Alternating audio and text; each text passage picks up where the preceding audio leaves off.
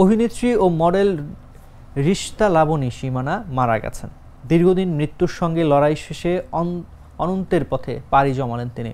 মঙ্গলবার সকাল ৬টায় শেষ নিঃশ্বাস ত্যাগ করেন সীমানা। মৃত্যুর খবর নিশ্চিত করেন সীমানার ছোট ভাই এজাজ বিন আলী। মৃত্যুকালে তিনি স্বামী ও ২ ছেলেসহ অসংখ্য আত্মীয় স্বজন ও গুণগ্রাহী রেখে গেছেন। গত ২১ মে রাতে অসুস্থ হয়ে পড়েন তিনি। সেদিন রাতে তাকে দ্রুত রাজধানীর একটি বেসরকারি হাসপাতালে ভর্তি করা হয়। পরে জানা যায় তার মস্তিষ্কে রক্তক্ষরণ হয়েছে।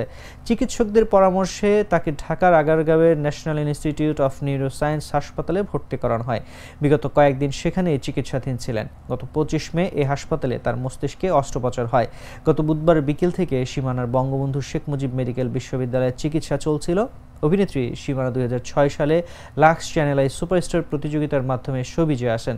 তিনি দারুচিনি দ্বীপ সিনেমায় অভিনয়ের মাধ্যমে সবার নজরে আসেন।